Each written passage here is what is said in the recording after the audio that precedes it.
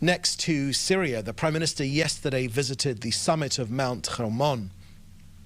He was briefed there on the fast-changing situation in Syria by the leaders of our armed forces. The IDF is currently addressing the necessary deployment there until a suitable arrangement is made that ensures Israel's security. Next to Lebanon, yesterday a Hezbollah terrorist was identified loading a vehicle with weapons in southern Lebanon. As we have stated, this is in violation of the ceasefire agreement between Israel and Lebanon. Our Air Force eliminated that threat. As we've said before, fire will be met by fire and peace will be met by peace. Israel remains deployed in southern Lebanon and will act against the threats to our security. We want this ceasefire agreement to endure, but the difference now is we are enforcing this ceasefire agreement. Next to Kogat and the aid going into Gaza, our humanitarian aid efforts are persistent and continuous. The latest figures we have over the last 24 hours are that 200 humanitarian aid trucks went into Gaza, 67 via the Erez crossing to northern Gaza, 133 via the Kerem Shalom crossing, but only 63 trucks were collected from the Gazan side of Kerem Shalom by international organizations. That means that there are still 750 trucks worth of aid waiting for collection. So when you hear about complaints about not enough aid getting to Gazans, there are still 750 trucks worth of aid awaiting collection on the Gazan side of Kerem Shalom. They've been through security and they're ready to be distributed and they're waiting there. A convoy of 65 aid trucks entered Gaza via Route 96 yesterday. 4 gas tankers went in for infrastructure. 2 fuel tankers went into northern Gaza on Monday. 9 ambulances went into Gaza through Kerem Shalom. We, of course, want to ensure the continued provision of medical care to Gazans, but also facilitate patient transfer to hospitals in Gaza. Since the start of this war, we have facilitated the entry of over 130 ambulances. These have been donated by many countries and organizations. And to give you the global figure now, since the start of this war, more than 1,200,000 tons of food and aid on over 60,000 trucks have entered into Gaza. Let me give you that figure again. Since the start of this war, more than 1,200,000 tons of aid and food on over 60,000 trucks have entered Gaza. So that's the end of our briefing here today. I'll now happily take your questions. Please put your questions in the chat of this Zoom and we'll deal with each one individually. Please remember to add your news outlet. Okay, first question I can see here is from Joel Pollack at Breitbart News.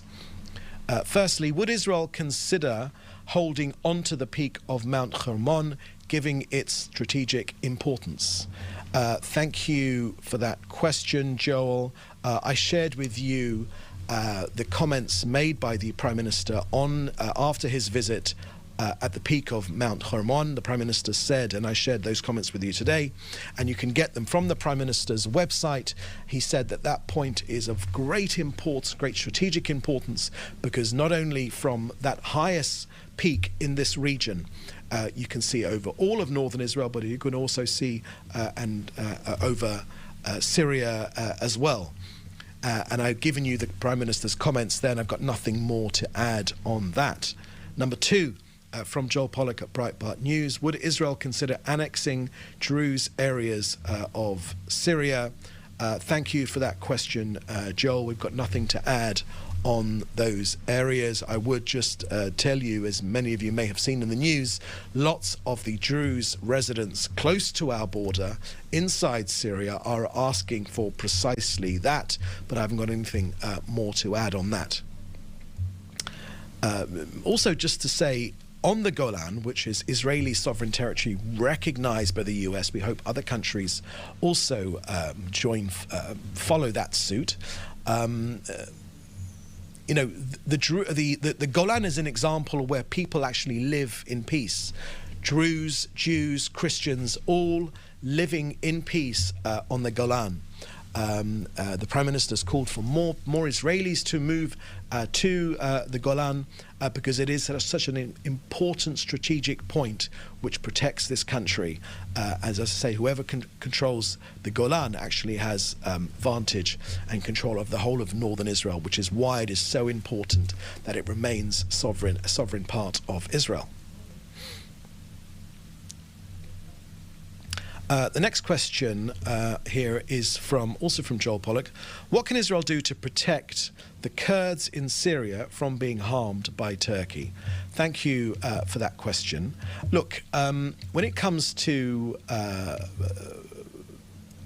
Kurds, our foreign minister made some comments about the importance of respecting the rights of the Kurds. He made those just a couple of days ago. But also, in the last day or so, our foreign minister has also said that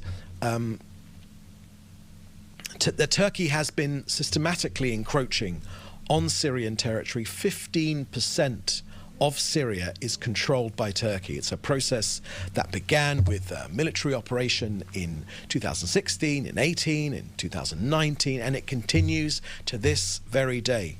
The foreign minister has said that Turkey has established proxy zones where armed groups such as the Syrian National Army operate under its control. As I said, 15% of Syria's territory is under the control of Turkish-backed forces.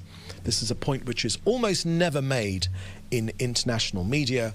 They focus instead on Israel taking control of some of the buffer zone between Turkey and Israel to defend ourselves, to ensure that jihadis and any of jihadi radical forces are not on our border to perform another October the 7th massacre.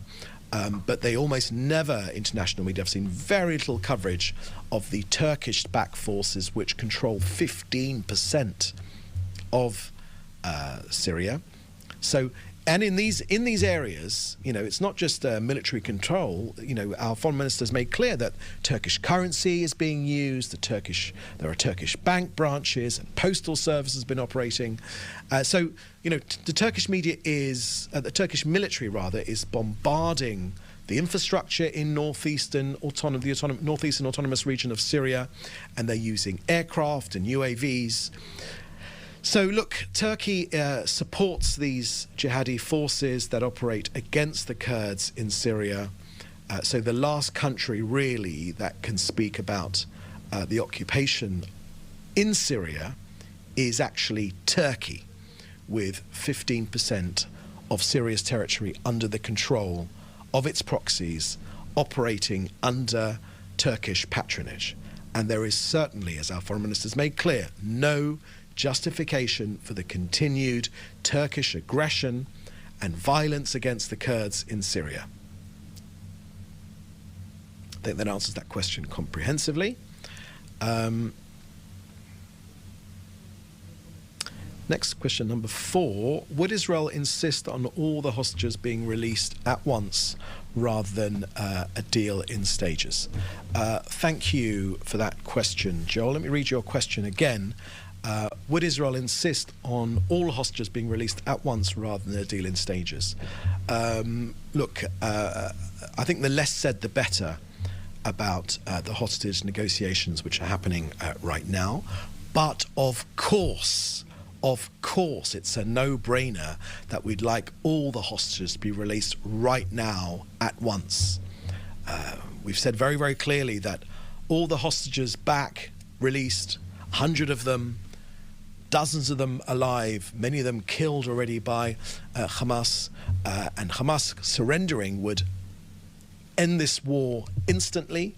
We've made that crystal clear. But of course, we'd like them all to be back right now, immediately, in one deal.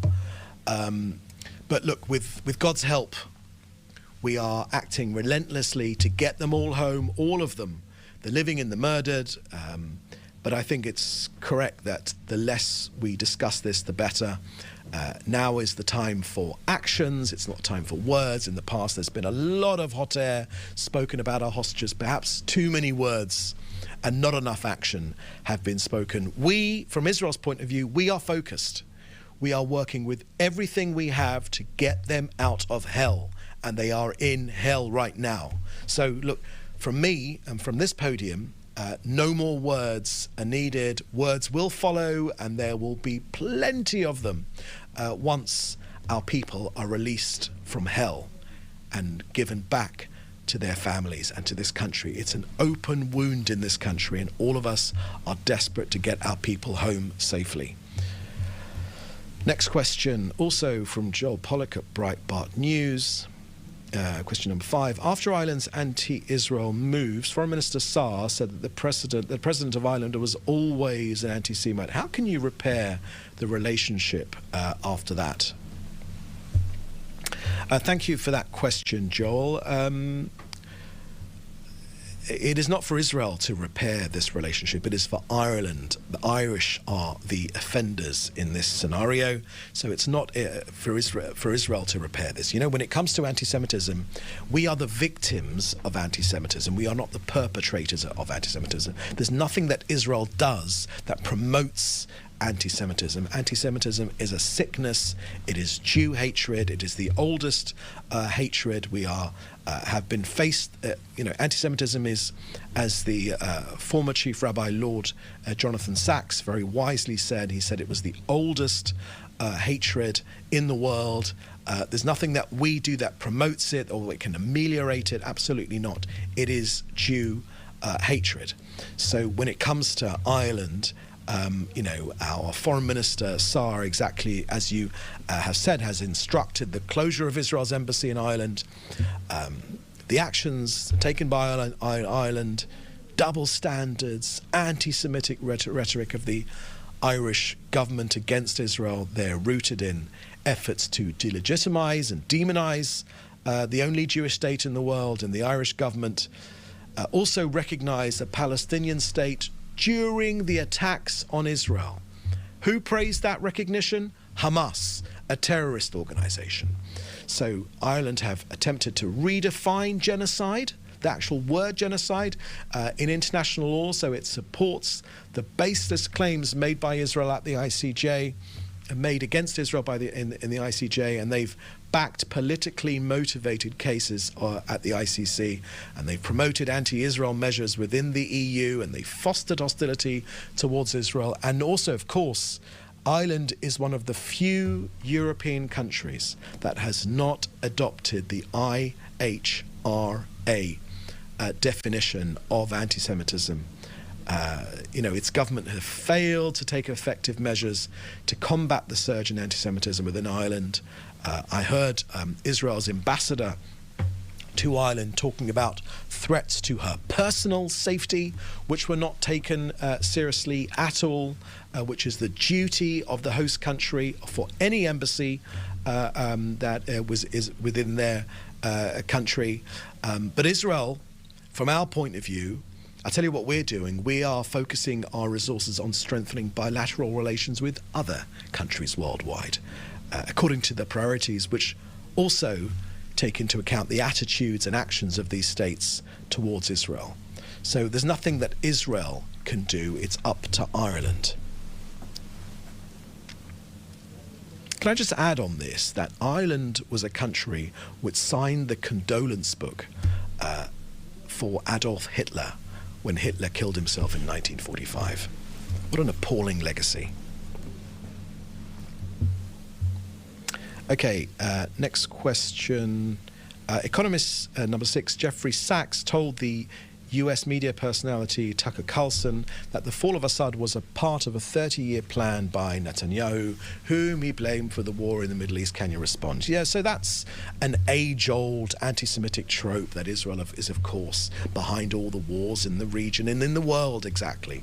What utter nonsense. Perhaps I can educate Mr. Sachs when I tell him what our assessment is rather than his erroneous assessment that he spreads across international media and anyone that will hear him. Look, our Prime Minister said that after October 7th massacre, the attack on Israel, it would actually change the face of the Middle East. And he has proved to be correct. Syria is not the same Syria. Bashar al-Assad has fled. He killed 500,000 of his own people. His regime is in tatters. What about Lebanon? Also not the same. Hezbollah has been massively degraded. They've been set back decades. Nasrallah and its leadership obliterated.